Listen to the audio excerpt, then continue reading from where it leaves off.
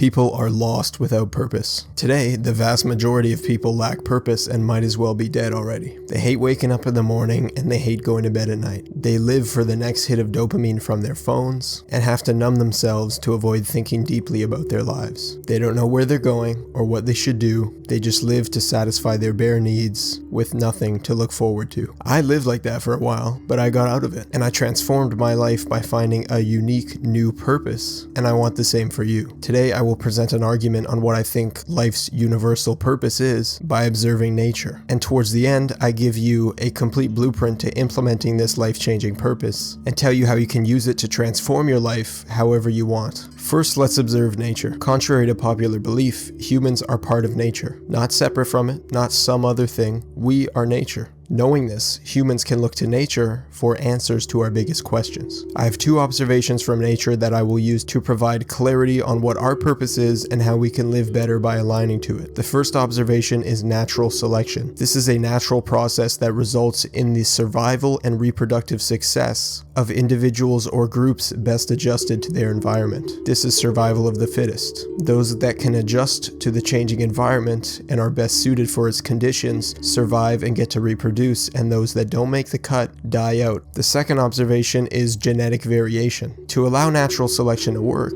every living thing is different and unique to ensure that populations have the ability to adapt to changing environmental conditions. So what do those observations mean for us? In every aspect of life, everything is and always will be changing. It is pointless and harmful to cling to any one thing. Change is always inevitable. When the world changes, we need to change too. It doesn't matter how deeply rooted that thing is. When the environment changes, we have to drop it and evolve to the new conditions. By doing this, we can win the natural selection game by constantly evolving to the new conditions and pushing ourselves to be the best that we can be in every way. Another thing to keep in mind is that genetic variation, meaning the uniqueness of all living things, is also present in our lives. You should never try and be like someone else. Everybody has their own unique path to follow in life, and fully pursuing your unique path is your best chance of beating natural selection and evolving. If you try to be like other people, your chance of dying out is significantly higher. And obviously, I'm not talking about actually dying out when I say these things. I'm referring to losing the game. Whatever that means to you, not getting the women you want, not getting the money you want, having to live a life you don't like, that's what I'm talking about. And this is why our education system is terrible. It tries to make everybody the exact same, contrary to our nature. And when you go against nature, all you find is suffering. So life is a competition. If you are not willing to evolve, you will lose. And other people will take what is and could have been yours. So those two things, natural selection and genetic variation, create evolution. Evolution is present in everything. Every living thing is and always will be trying to evolve. Whether they like it or not, it is a law of nature. You cannot run from evolution. You must evolve or you die. Even humans, we seem to think that we are somehow separate from nature, but we are no different. If you start looking, you will see evolution present in our lives as well. Here's two quick examples. The first example is we are wired to seek good-looking partners because they possess desirable traits for our offspring. That is the fundamental reason behind it, evolution. A business example is that when the business environment changes, like when the internet came out, businesses that refused to adapt died out, and businesses that were new and better suited to the environment thrived and grew. Think of Blockbuster and Netflix. So how can evolution provide clarity to our lives? Humans seem to think that happiness or fun is the meaning of life, but all this leads them to is immense suffering while chasing after pleasure and material desires. Those that subscribe to this meaning actually oppose evolution and let themselves be destroyed by natural selection while they chase after comfort. Comfort is the enemy of change, and changing oneself is necessary to adapt to life's ever-changing environment. So, subscribing to a meaning outside of evolution directly leads to being swallowed by natural selection, which obviously goes against our deepest nature of pursuing evolution. And as we know, when we try to fight nature and go against it,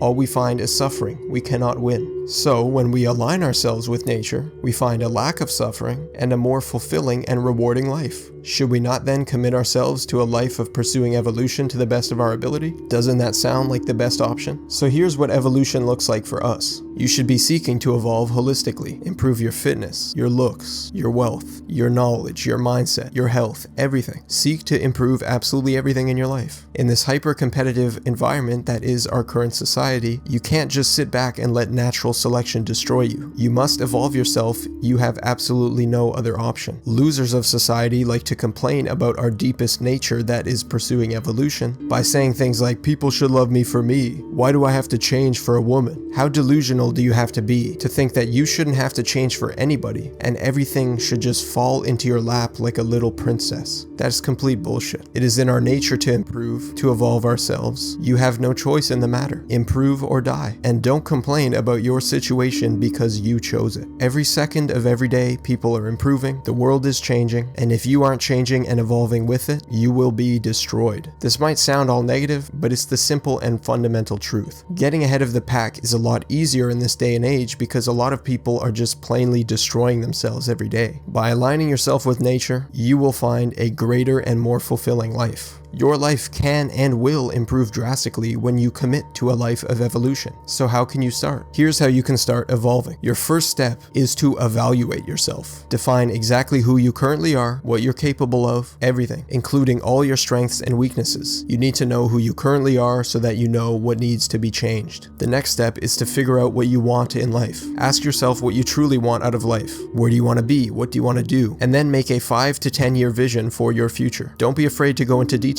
You are planning your life out. The third step is to define your new self. You now know what you want. Ask yourself if who you currently are is capable of getting there. If not, then obviously you will need to change. Define the person you would need to be in order to get to that long-term vision very easily. What would a person who had that have to be like, act like, think like? Who would they hang around with? What would they think about? What would they read? What would they do every day? What would their characteristics be? So for example, if you were a successful businessman, what characteristics and traits would you have? You would probably not hang around with losers. You would probably read a lot of finance and business books. You would probably have very good discipline. You would probably love working a lot. And those characteristics put that businessman in his position. So obviously, if you want to get there, you will need to adopt those traits. You're not going to get there without first having those traits. The fourth step is to grow into your new self. You now know who you currently are, what you want, and who you need to be in order to get there. Now you must consciously grow into your new self. Like I've explained, you must never cling to anything. If you wish to evolve, you must change. There's no other way. By growing into your new self, you don't lose anything. You are becoming a better version of yourself,